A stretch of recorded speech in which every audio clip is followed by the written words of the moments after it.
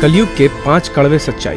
द्वापर युग के अंत में जब पांडव महाभारत का युद्ध जीतने के बाद एक दिन उसके मन में कलयुग के बारे में जानने की इच्छा हुई कि आने वाले कलयुग में मानव कैसा होगा और उसका आचरण और व्यवहार किस प्रकार का होगा। तब वो सभी पांडव एक दिन भगवान श्री कृष्ण के पास जा बोले, हे प्रभु, द्वापर का अंत चल रहा है और इसके बाद कलयुग आने वाला है और हमारे मन में आने वाले कलयुग के बारे में जानने की इच्छा हो रही है, तो हम सब पे कृपा करके बताइए कि आने वाला युग मानव जाति के लिए कैसा रहेगा और इस युग में मानव का आचरण कैसा होगा। तब भगवान श्री कृष्ण ने 5 पांडवों को अलग अलग दिशाओं में जाने को कहा। तब श्री कृष्ण की बात सुनकर 5 पांडव अलग अलग दिशा में भ्रमण के लिए चले गए। युधिष्ठिर का दिशा भ्रमण सबसे पहले युधिष्ठिर जिस दिशा में गए थे तो उसने देखा कि 2 सूंड वाला हाथी, तो उसने अपने मन में सोचा कि ये कैसे संभव हो सकता है। तब फिर वो जब वापस आते हैं तो वो श्री कृष्ण को ये बात बताते हैं। तब श्री कृष्ण ने इसका मतलब बताया कि कलयुग में ऐसे व्यक्ति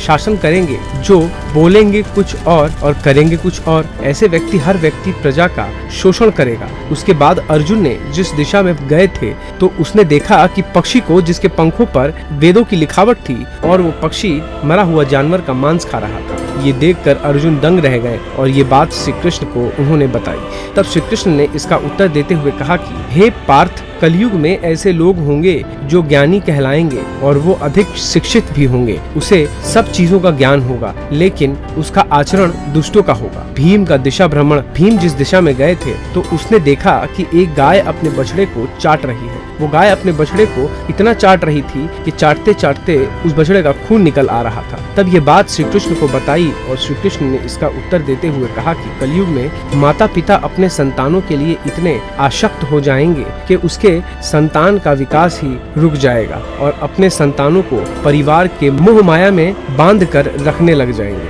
जिससे उसके संतानों को किसी भी चीज में सफलता नहीं मिलेगी। सहदेव का दिशा भ्रमण, जिस दिशा में गया था तो उसने भ्रमण करते करते एक गांव में पहुंचा तो उसने उस गांव में बहुत सा कुआं देखा, जिसमें सभी कुएं में पानी था, लेकिन गांव के बीच में एक कुआं ऐसा भी था जिसमें पानी नहीं था। तो उसने ये बात श्री कृष्ण को बताई। तब श्री कृष्ण ने इसका उत्तर देते हुए कहा कि कलयुग में ऐसे भी लोग होंगे जो उत्सव समारोह जैसी चीजों पर लोग अधिक धन खर्च करेंगे, यहाँ तक कि लोग अपने शौक के लिए मदिरा, मांस इत्यादि सेवन करने के लिए लोग अधिक से अधिक धन व्यय कर देंगे। परंतु यदि कोई असहाय, जरूरतमंद, दान पुण्य इत्यादि कर्मों में मदद करने और अपना धन देने में संकोच करेंगे। नकुल का दिशा भ्रमण, नकुल जिस दिशा में गया था उस दिशा में एक जंगल में देखा कि एक बहुत बड़ा पत्थर की चट्टान तेजी से सभी पेड़ पौधों को रौंदते हुए ढलान की तरफ आ रही है और वो चट्टान आते आते एक छोटे से पेड़ में टकरा कर रुक जाती है। तो वो देखकर हैरान हो गया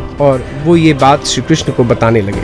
तब श्री कृष्ण ने इसका उत्तर देते हुए कहा कि कलयुग में इंसानों की बुद्धि छिन्न हो जाएगी और मनुष्य का पतन होने लगेगा और ये पतन इतना तेजी से होगा कि धन या सत्ता की वृक्ष इससे रोकने में समक्ष नहीं हो पाएगी। लेकिन हरि नाम के एक छोटे से पौधे से ये पतन रुक जाएगा। हरि नाम लेने या कीर्तन करने से मनुष्य की बुद्धि प्रबल हो जाएगी और वो सत्य और